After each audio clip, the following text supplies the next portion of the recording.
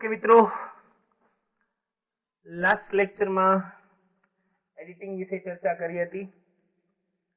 Editing ना sentences पण जोया हता अने थोड़ा पेरेग्राफ नी पण चर्चा करी हती। हवे पेरेग्राफ में थोड़ू आगळ वधीए, थोड़ा बीजा केटलाक पेरेग्राफ्स जोईशुं अने पेरेग्राफ्स नी अंदर आवता करेक्शन्स, बेसिक रूल्स ग्रामर ना एनी विषे पण चर्चा करीशुं। तो चलो पेरेग्राफ ने आगळ वधारीए। आपणी सामे एक नवो पेरेग्राफ आपेलो छे।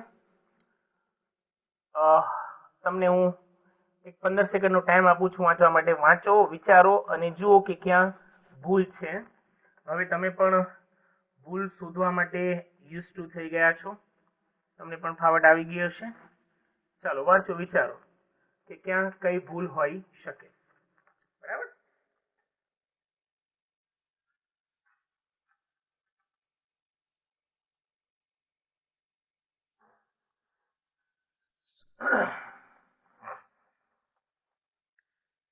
विचारी लीधुं आई थिंक बधाए। पेरेग्राफ एवुं कहे छे कि once upon a time there lived in Greece a greater musician. His name was Orpheus. He could play beautiful on his lyre. While he played on his lyre, even wild animals stopped to listen to his music. Once upon a time. आज आ शब्द जेवो छे ने मित्रों, जे भूतकाळનું સૂચન કરે। Once upon a time एक film આવી હતી, એમાં કંઈક આવું ટાઇટલ હતું, Once upon a time in Mumbai, તો કંઈક હતું। આવું કંઈક મેં વાંચ્યું હતું, ટાઇટલ હતું કે કંઈક સેન્ટેન્સ હતું। ચલો કઈ વાંધો નહીં, જે બી હોય। તો વન્સ અપોન એક સમયે, એક વખત, આ જે શબ્દ છે ને એ ભૂતકાળનું સૂચન કરે, પહેલી વસ્તુ। બરાબર છે। Once upon a time there lived in Greece, ગ્રીસમાં રહેતો હતો કોણ? અ ગ્રેટર મ્યુઝિશિયન, સંગીતકાર। મ્યુઝિશિયન સંગીતકાર, પણ કેવો ગ્રેટર? ગ્રેટર એટલે જો ત્રણ શબ્દ છે, એક તો પોઝિટિવ ડિગ્રીનો આવે, બીજું આવે કમ્પેરેટિવ ડિગ્રીનો અને ત્રીજું આવે સુપરલેટિવ ડિગ્રીનો। બરાબર। ત્રણ શબ્દ છે આપણી પાસે, ગ્રેટ, બરાબર, આ એનું પોઝિટિવ રૂપ। પાછળ ઈઆર લગાડી દો તો થઈ જાય કમ્પેરેટિવ, અને પાછળ ઈએસટી લગાડી દો તો થઈ જાય સુપરલેટિવ। Great, greater, greatest. બરાબર, ગ્રેટ, ગ્રેટર અને ગ્રેટેસ્ટ। બરાબર। તો આ વાક્ય એવું છે કે જેમાં કમ્પેરેટિવ રૂપ સેટ નહીં થાય। સંગીતકાર પણ ગ્રેટર, વધુ મહાન। જો ગ્રેટ એટલે મહાન, ગ્રેટર એટલે વધુ મહાન, અને ગ્રેટેસ્ટ એટલે સૌથી મહાન। તો વધુ મહાન સંગીતકાર રહેતો હતો એવું નહીં આવે। તો અહીંયા ભૂલ શું છે કે કયો શબ્દ આવવો જોઈએ? હકીકતમાં તો ગ્રેટ। શું આવવું જોઈએ?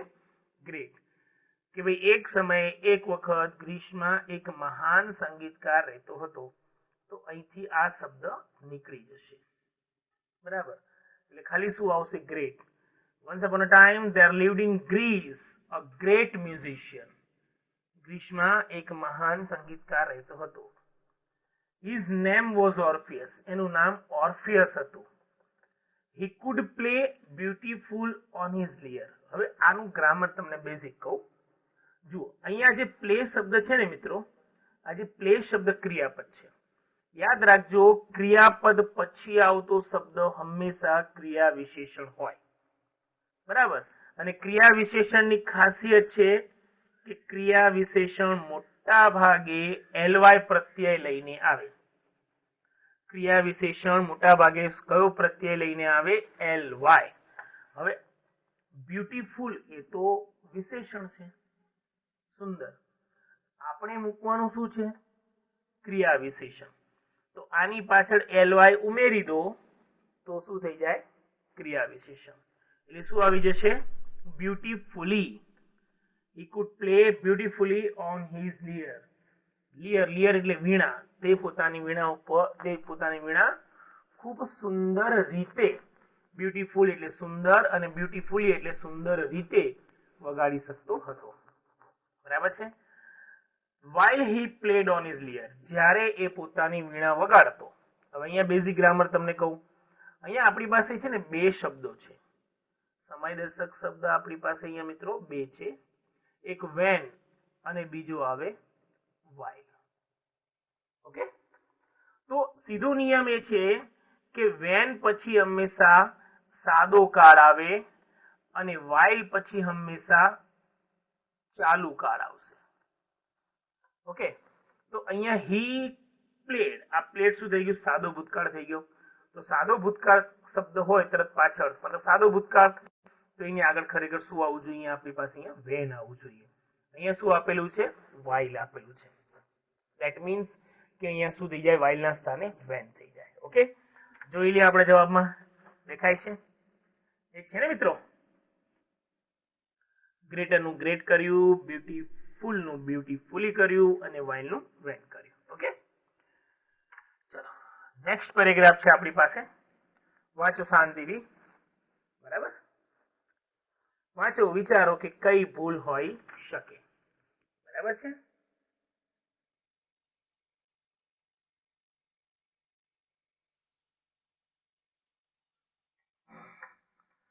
The Himalayas are beautiful mountains, apostrophe S છે, બરાબર, to the north of India.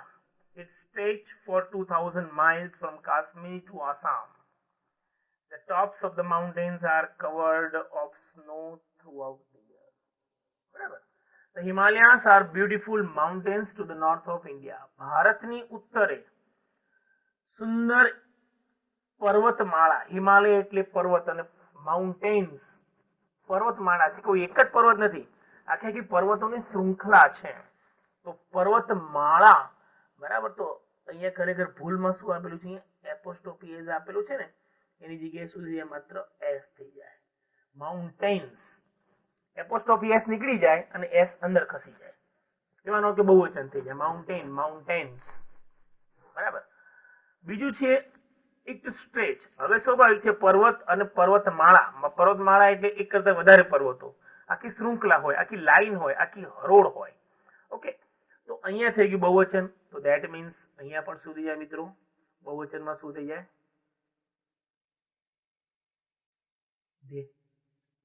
They stretch for 2000 miles from Kashmir to Assam. કે ભાઈ કાશ્મીર થી આસામ સુધી 2000 માઇલ, 2000 માઇલમાં એ સ્ટ્રેચ ફેલાયેલી છે, વિસ્તરાયેલી છે. The tops of the mountains, કે ભાઈ આ જે પર્વતમાળાનું જે શિખર છે, are covered, કવર થયેલું છે, મતલબ એનાથી of snow throughout the year, આખા વર્ષ દરમિયાન બરફથી છવાયેલું હોય છે, કવર થયેલું હોય છે. તો બરફથી, બરફનું નહીં, બરફથી એટલે સ્વાભાવિક છે ભૂલમાં શું આવે? ઓફ ના સ્થાને શું આવશે મિત્રો? અહીંયા with. Covered with, covered of નહીં, કવર્ડ વિથ. ઓકે, તો અહીંયા જુઓ, એ જ ભૂલ આપણે અહીંયા સુધારેલી છે. માઉન્ટેન્સ બહુવચન થઈ ગયું, ઇટ નું રૂપાંતર થઈ ગયું ધેમાં અને ઓફ નું થઈ ગયું વિથ. ઓકે, ત્યાંથી આગળ વધીએ. Next paragraph. Once there lived a rich man in a city of China. He had much servants in his house. Among them was a youngest girl called Yatu. Okay. So, simple દેખાય જ છે. Once there lived a rich man. એક દેખાઈ ગયું અહીંયા? એક વચન થઈ જશે ને અહીંયા.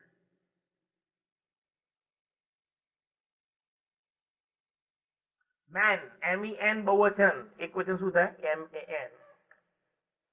Once there lived a rich man in a city of China. એક વખત ચાઇનામાં એક ધનિક માણસ રહેતો હતો. He had servants in his house. એના ઘરમાં નોકરો હતા. Much, much શબ્દ અને મેની બે શબ્દો છે ઘણા માટે. મેની ગણી શકાય અને મચ ગણી ન શકાય, મતલબ કે પ્રવાહી વસ્તુ હોય, જથ્થો, એના માટે મચ વપરાય. બરાબર, તો સર્વન્ટ્સ તો ગણી શકાય ને.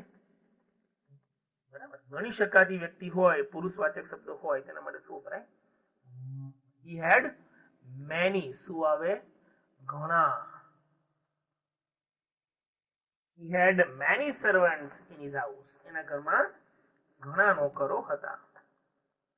among them was a youngest girl called Yatu. એ બધામાં among them એમાં was a youngest girl, સૌથી નાની છોકરી હતી. સૌથી નાની છોકરી, એ નોકરોમાં સૌથી નાની છોકરી હતી, નામ હતું એનું યાતુ. બરાબર. હવે અહીંયા મિત્રો છે ને યંગ, અહીંયા યંગેસ્ટ આપેલું છે. આ થઈ ગયું, આપણે હમણાં થોડી પહેલા વાત કરી હતી પોઝિટિવ, કમ્પેરેટિવ અને સુપરલેટિવ ડિગ્રી. ઓકે, હવે જ્યારે પણ સુપરલેટિવ ડિગ્રી આવે એવો વિશેષણ કે જેની પાછળ ઈએસટી પ્રત્યય લાગે, તો ઈએસટી પ્રત્યય લાગતો હોય ને મિત્રો, એટલે યાદ રાખવાનું કે સુપરલેટિવ શબ્દ બને, જેમ કે અહીંયા યંગેસ્ટ, તો એની આગળ આર્ટિકલ ધ આવવું જરૂરી છે. પણ અહીંયા ધ આપેલું નથી. ધેટ મીન્સ અહીંયા ભૂલ છે નહીં, પરંતુ આપણને અહીંયા ભૂલ આપેલી છે. તો આપણે આને ભૂલ તરીકે નહીં જોવાનું, આપણને ભૂલ તરીકે શું જોવાનું? આ જોવાનું. તો અહીંયા આર્ટિકલ એ હોય તો ખરેખર અહીંયા ઈએસટી આવી શકે નહીં, એટલે તમારે અહીંથી ઈએસટી ને દૂર કરવું પડે. બરાબર છે?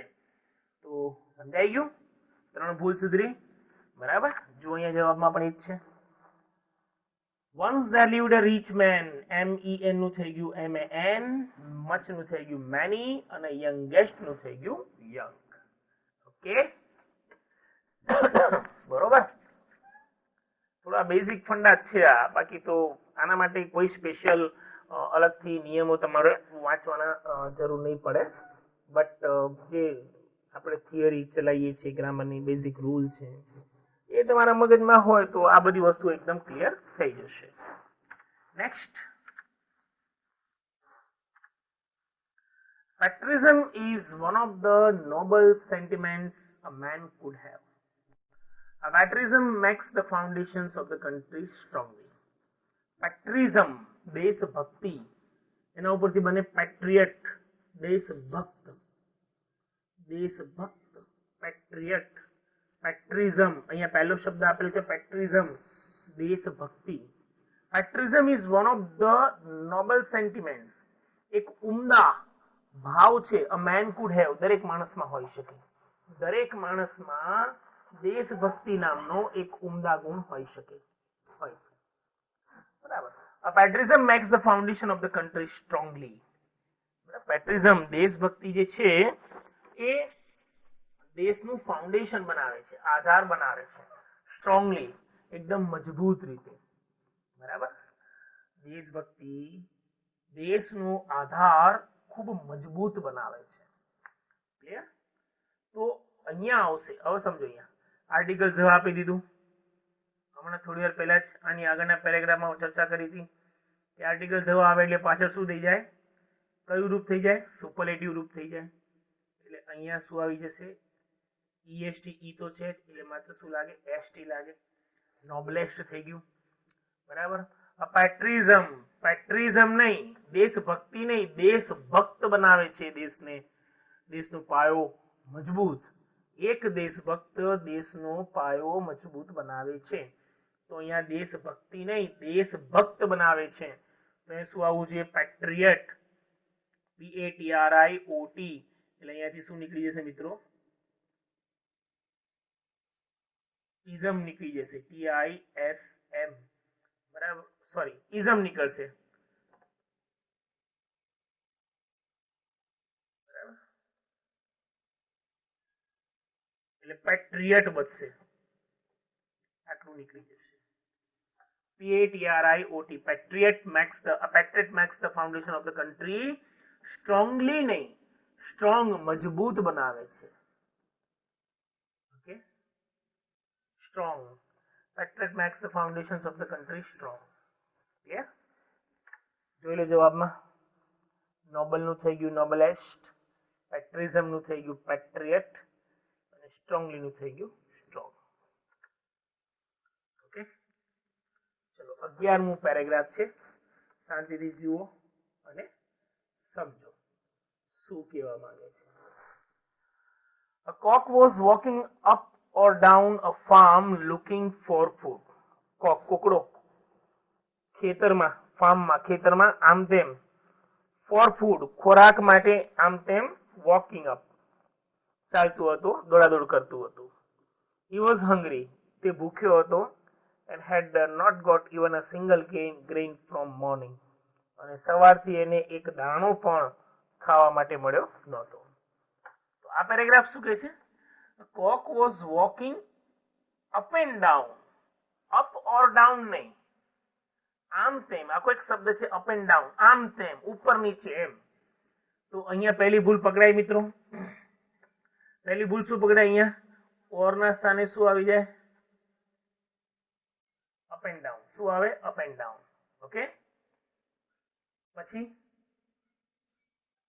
ફોર એક શબ્દ છે, ટુ લુક ફોર, શોધખોળ કરવી.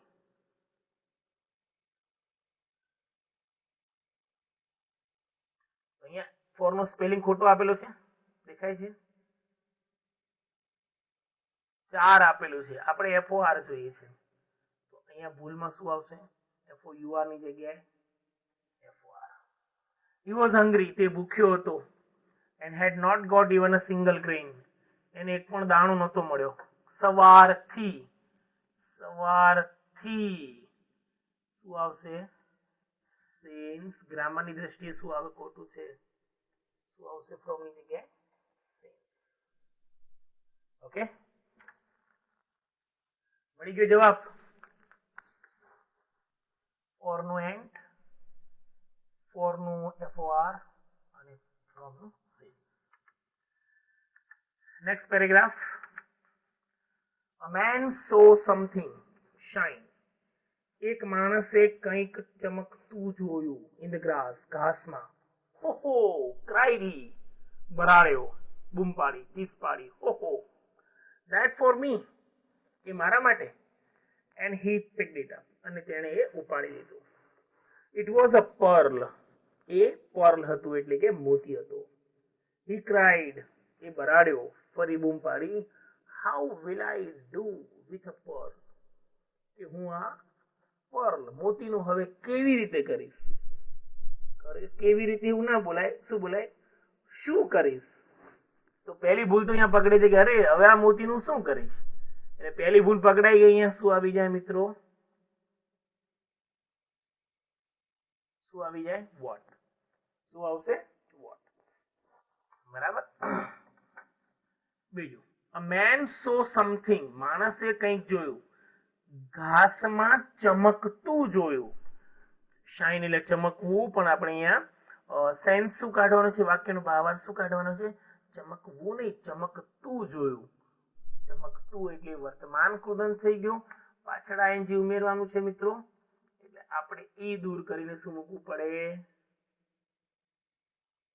ING. A man saw something shining in the grass. ઘાસમાં ચમકતું જોયું. હો cried he, એને બૂમ પાડતા કહ્યું. that for me, નહીં, that નહીં, that is for me. તો અહીંયા શું આવી જાય હકીકતમાં? તો that is આખું લખો તો પણ ચાલે, અને આ રીતે લખી દો that's. બરાબર. કાં તો that's આ રીતે લખો, કાં તો that is આખું લખો. that is for me, એ મારા માટે છે એમ. ઓકે, તો સુધરી ગઈ ભૂલ આમાં? ઠીક છે. ઓકે, સાઇન નું શાઇનિંગ, ધેટ નું ધેટ્સ. આ છે ને ધેટ ઇઝ નું ટૂંકું રૂપ છે મિત્રો. ધેટ ઇઝ નું ટૂંકું રૂપ છે ધેટ્સ, અને વો હાવ ના સ્થાને થઈ ગયું અહીંયા વોટ. નેક્સ્ટ પેરેગ્રાફ છે. Long ago there lives a rich man called Hatim Tai. He gave alms to the poor. One day a friend asked him, you are a good man. Is there anyone good than you? Okay. Once, હવે long ago, ઘણા time પહેલા, ભૂતકાળ થઈ ગયું. તમને શું આપેલું છે? lives, વર્તમાન આપેલું છે. એટલે સ્વાભાવિક છે તમારે આનું ભૂતકાળ કરવું પડે. શું થઈ જાય મિત્રો? અહીંયા lived. There lived a rich man called Hatim Tai. Hatim Tai નામનો એક માણસ હતો. He gave alms. Alms એટલે કે દાન દક્ષિણા. To the poor, ગરીબોને દાન દક્ષિણા આપતો. One day a friend asked him, એક દિવસ એક મિત્રે પૂછ્યું, you are an a good man. અહીંયા ભૂલ છે, ભૂલથી લખાઈ ગયું છે, આ નથી વાંચવાનું. બરાબર છે, you are an good man. હવે ગુડ મેન ની આગળ આર્ટિકલ એન આવે ના આવે ને? શું આવે આર્ટિકલ? એ આવે. You are a good main, તમે એક સારા માણસ છો. Is there anyone then you? Okay, આ વાક્ય થઈ ગયું ડિગ્રીનું, કારણ કે ધ્યાન આપેલું છે. તમારા કરતા બીજો કોઈ સારો ખરો? તો ધ્યાન આવે, કમ્પેરેટિવ ડિગ્રી બને. કમ્પેરેટિવ ડિગ્રી બને મિત્રો તો ગુડ નું કમ્પેરેટિવ શું થઈ જાય? બેટર. ગુડ નું કમ્પેરેટિવ બેટર. ઓકે, થઈ ગયું. Long ago there lived a rich man called Hatim Tai. He gave alms to the poor. One day a friend asked him, you are a good man, is there anyone better than you? कैसे आगे बढ़िए? There are two main groups of spider. એના બે group હોય છે, બરાબર? Spider ના બે ગ્રુપ હોય, the weaving spiders or the hunting spiders. આ અથવા આ એવું ના આવે ને, અથવા ના આવે. તમને સ્પષ્ટપણે અહીંયા કીધેલું છે બે ગ્રુપ છે. તો એક આ હોય અને એક આ હોય. એક વિવિંગ સ્પાઈડર હોય અને એક હન્ટિંગ એટલે સ્પાઈડર, શિકાર કરનારું સ્પાઈડર હોય. સ્પાઈડર એટલે બધાને ખબર જ છે. શું? સ્પાઈડર એટલે સ્પાઈડર, એવું? સ્પાઈડર એટલે કરોડિયો, ખબર જ છે બધાને. તો એક વિવિંગ સ્પાઈડર હોય અને એક બીજું હન્ટિંગ સ્પાઈડર હોય. એટલે અનેનો અર્થઘટન આવે એટલે સ્વાભાવિક છે અહીંયા ઓર નહીં મૂકવાનું, પણ શું મૂકવાનું? And. The weaving spiders and the hunting spider. Groups. These groups differ in various ways. આ સમૂહ in various ways જુદી જુદી રીતે એકબીજાથી અલગ પડે છે. હવે ગ્રુપ્સ બહુવચન આપેલું છે એટલે સ્વાભાવિક છે આ જે દર્શક સ્વરૂપ નામ છે એ એક વચનનું છે. એના સ્થાને શું આવી જાય? બહુવચન. ધીસ નું બહુવચન this. These groups differ in various ways. બરાબર?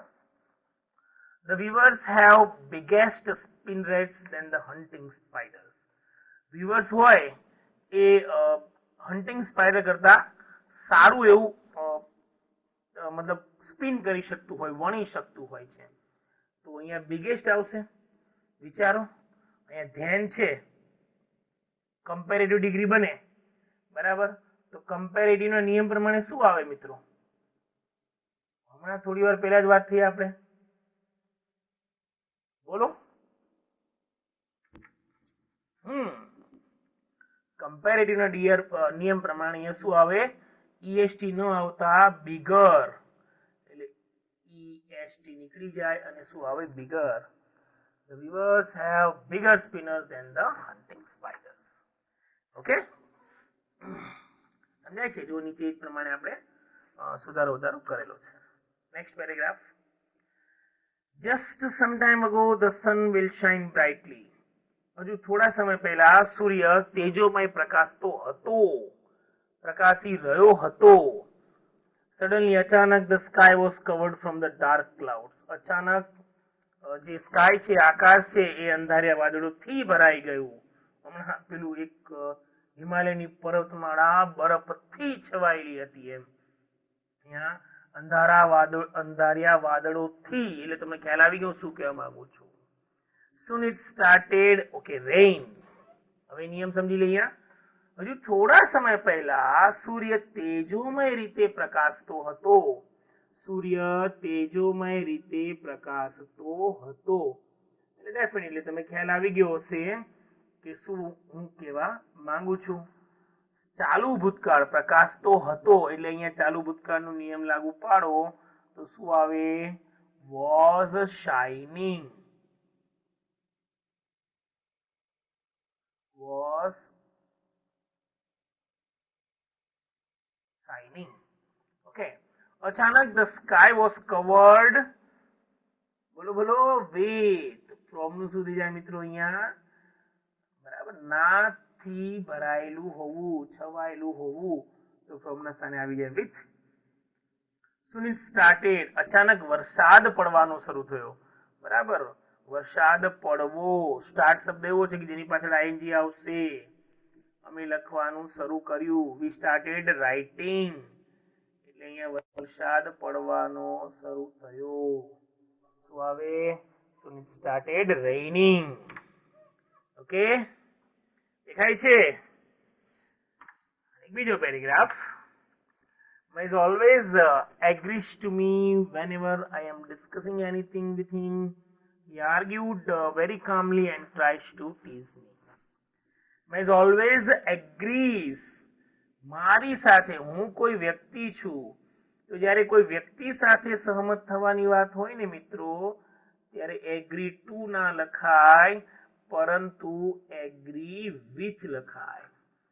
કોઈના વિચાર સાથે સહમત થવાનું હોય, કોઈ કાગળ સાથે, કોઈ પેપર સાથે સહમત થવાનું હોય ત્યારે ટુ આવે, પરંતુ વ્યક્તિ સાથે સહમત થવાનું હોય ત્યારે એગ્રી વિથ આવે. whenever I am discussing, અહીંયા ચાલુ વર્તમાનકાળ ખોટું છે કે જ્યારે હું કોઈ પણ બાબત પર ચર્ચા કરું છું, તો સાદા વર્તમાનના નિયમ પ્રમાણે discuss. whenever I discuss anything with him, કે જ્યારે હું એની સાથે કોઈ પણ બાબત પર ડિસ્કસ કરું છું, he argued. હવે આગળના બે વાક્યો વર્તમાનમાં છે અને અહીંયા ભૂતકાળમાં લખી નાખ્યું એટલે ખોટું પડે ને, એટલે અહીંયા ઈડી ન લખતા શું આવે? આર્ગ્યુઝ. શું આવે? આર્ગ્યુઝ. એટલે હી છે એટલે ત્રીજો પુરુષ એકવચનના આધારે એસ કેસ મૂકવો પડશે, એટલે આપણે ખાલી ડી જ કાઢીએ છીએ અને એસ મૂકી દઈએ. he argues very calmly. Okay, તો એટલા ફેરફારો અહીંયા આપણે કરી નાખ્યા. ટુ નું થઈ ગયું વિથ, ડિસ્કસિંગ નું થઈ ગયું ડિસ્કસ, અને આર્ગ્યુડ નું થઈ ગયું આર્ગ્યુઝ. ઓકે, તો અહીંયા તમારું એડિટિંગ આપણે પૂરું કરીએ છીએ. ઘરે પ્રેક્ટિસ કરતા રહેજો, લખતા રહેજો, નિયમો તૈયાર કરતા રહેજો. ઓકે, મળીશું નેક્સ્ટ ટાઈમ કંઈક નવા જ ટોપિક સાથે. Okay, till then bye bye.